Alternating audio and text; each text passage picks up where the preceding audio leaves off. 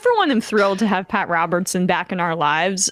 He was retired. He came out of retirement to weigh in on the Russian invasion into Ukraine, to talk about how it's really an accelerationist ploy in order to, I think, cause Armageddon to a degree in Israel, and meaning only 1/3 of the Jews will survive, but the good ones, I guess, the rest will die, and the true believers will reign supreme again. So I guess he's continued his unretirement here. He is going after Biden for not doing more on Russia, because if he were to escalate warfare against Russia, in his mind, that would also accelerate the end time. So very reasonable stuff here. Let's hear what Pat Robertson has to say.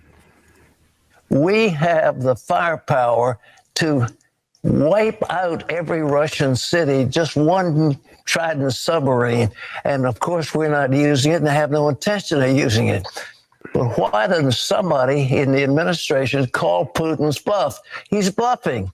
And every time he says, well, if you do that, we're going to escalate. Oh, no, you're not, old buddy. We're going to do you if you try to do us, and we'll make it worse, and you know it. Putin knows we're powerful. He doesn't have much of an army. He doesn't have much of an economy. It's a tiny economy, and he's playing a bluff. But unfortunately, we have a man in charge in Washington who doesn't like to stand up to bluffs. He folds his winning hand every single time. Yeah. How does he know it's a bluff? Oh, I know, because Jesus told me in my sleep. I sleep very often these days. Three to 4 naps a day until it's the longest nap of my life. Like, I mean, dude, it's Again, like, I just can't stand how we go into like card metaphors.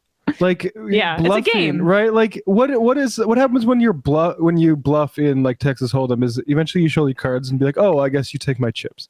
What is that in this situation? Nuclear annihilation. Putin's just gonna be like, oh, actually, people. You know what? You're right. We're going back home. I was wrong about that stuff. If you just, what we've learned about Putin is that he cares deeply about bloodshed. So if we just kill enough Russian civilians for the actions of their leader, if we just punch him hard enough, that'll be the knockout blow and he won't come back. Like, that's how psycho neocons think. But like, he's also an extremist religious person. So he really actually thinks like, it's fine if the millions of Russians die and then maybe even millions of Americans or other people in Europe die in the process, Ukrainians, etc., because the end result is the final chapter of my fictional story.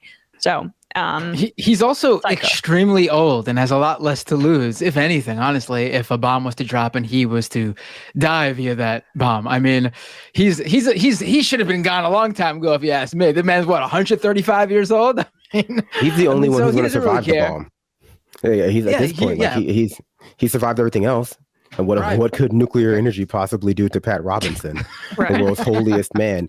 But I mean, I guess a lot of people feel this way, even though they can't really understand where the feeling is coming from, is America is actually really terrible at doing a lot of stuff, not to mention the bad stuff that we do. But when it comes to like infrastructure, education, taking care of our elderly, taking care of people in need, geopolitical relationships that aren't built on fear, America is not really good at a lot of those things. The reasons why are, like strategic and about like grifting and all this stuff, but we're just not good at it. The one thing that people would say America is good at is war. Is looking strong on, an unequal battlefield where you're facing down like insurgents in a country that has nothing to do with a terrorist attack that happened on your soil. And then eventually losing.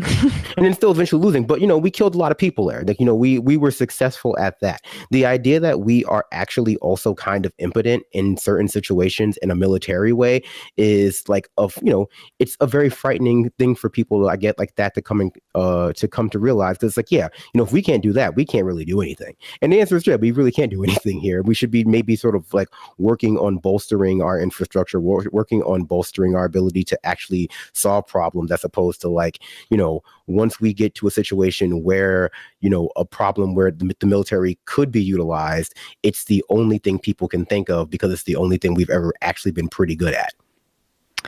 Yeah. I mean, and even then, not really.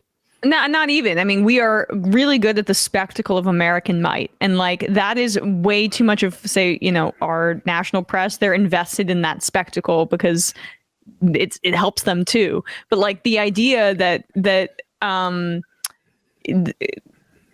the United States should engage in this conflict, in this war, in a diplomatic manner is so like far away from the American collective psyche, because it's never been the way that we've done things. And I've been on record that there are a lot of things that Biden's done, including holding the line on the no-fly zone and on even further U.S. military action has been a really good thing. But there are, and we're lucky that we don't have a Republican in office right now who would be at the behest of evangelical leaders and nut jobs like Pat Robertson, who are saying these kinds of things based on being the human desire, the reactionary desire to do something, or maybe reactive, I should say, and also just like insane unhinged belief systems that cause escalation like this. I mean, Pat Robertson was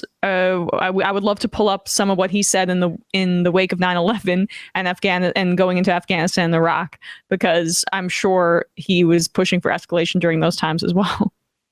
Well, you know, I think that, like, depending on the Republican in office, you know, a lot of them just try to speak to that evangelical furor. You know, a lot of them just try to, like, you know, speak to the grievance economy that is the Republican Party. But, you know, I think the only real difference would probably be the amount of weapons we sent to Ukraine. You know, if you got the standard Mitt Romney style Republican, it would just be like, how much weapons are we going to sell them to engage in this war with Russia, and assistance of that nature. And I think that's something too about the different Republican Party and Democratic Party that people are not necessarily fully aware of. That, like, yeah, you know, Republicans talk a good game about being willing to go to war with Russia, but unless they were literally insane, they probably wouldn't do it either. You know. Wow. Good thing there's no insane people in the Republican Party. No, I mean, they're trying. Yeah. Whew. All right, let's take a few calls and then we'll get to. I'm glad you pulled this up because I want to do this clip later, the McEnany Harris Faulkner thing.